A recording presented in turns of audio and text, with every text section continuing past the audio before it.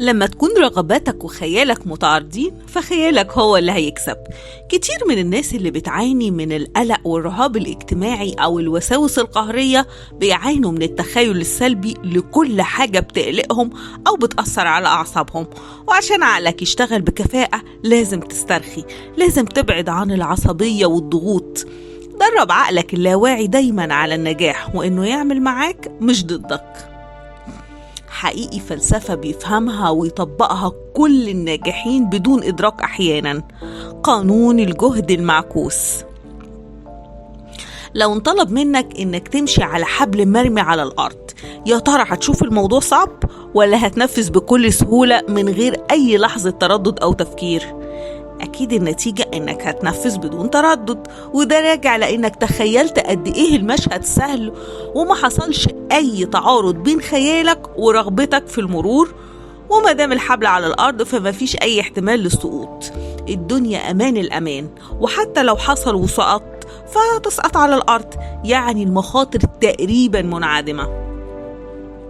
طيب لو انطلب منك الطلب نفسه بس بشرط إن الحبل نفسه يكون مشدود بين عمارتين على ارتفاع 50 متر، هل هتوافق إنك تمشي عليه؟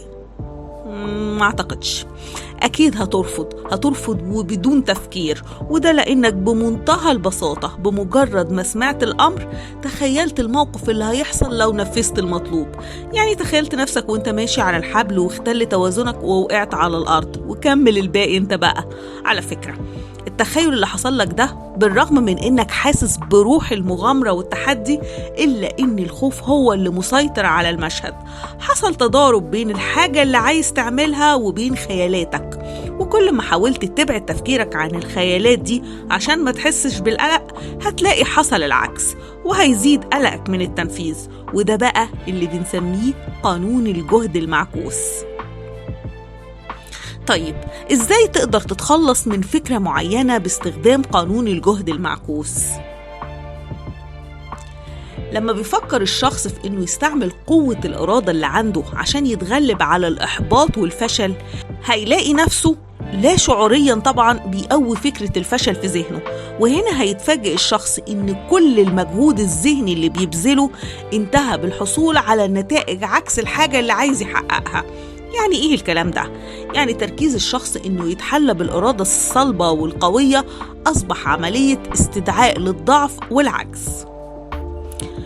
لما تكون عايز تتخلص من فكرة معينة وتعمل كل اللي تقدر عليه عشان تتخلص منها، فاللي بيحصل عكس اللي انت عايزه، وبتصبح الفكرة اللي عايز تتخلص منها مسيطرة عليك وعلى عقلك وتفكيرك بشكل كامل. وهنا بيجي دور العقل الباطن. بيعمل ايه العقل الباطن في الموضوع ده؟ بيلتقط الفكرة المسيطرة ويبدأ يتعامل معاها بشكل جدي. عشان كده لازم تكون أذكى في التعامل مع عقلك الباطن. فكر في النتيجة مش السبب. تخيل النتيجة اللي عايز توصل لها، وتخيل كمية الارتياح اللي هتحس بيه. هنا عقلك الواعي هيبدأ يشتغل على حل المشكلة ويفرض أسلوبه ومبادئه على العقل الباطن. درب عقلك الباطن على صور النجاح. تخيل النتيجة اللي عايز توصل لها عشان يبدأ العقل الباطن يتعامل معاها ويترجمها الواقع. لازم تغذي عقلك الباطن بالإرادة والشعور بالنجاح. تخيل نفسك دايما بمظهر الشخص الواثق الهادي المتزن. اقضي على إحساس الخوف اللي جواك. ما تهربش من الناس، خليك وسطهم، تعلم منهم. خلي عينك دايما على النماذج الإيجابية والأشخاص الناجحة، خليهم قدامك وتعلم من خبراتهم وتاريخهم. دايما تقول لنفسك إنك تقدر مهما كان الطريق اللي عايز تمشي فيه صعب، بس انت هتقدر. أي فكرة جديدة محتاجة للممارسة والتكرار عشان تتحول لفكرة اعتيادية وتلقائية مع مرور الوقت. مفتاح النجاح هو العمل. درب عقلك دايما على إنه يتعاون معاك ويعمل لمصلحتك مش ضدك. وأخيرا حابة أقولك إن الدماغ البشرية لغز كبير جدا، ومع ذلك الاكتشافات الكتير قوي اللي وصل لها العلم ما بتشكلش غير نقطة في بحر لم يكتشف بعد. واشوفكم على خير في فيديو جديد.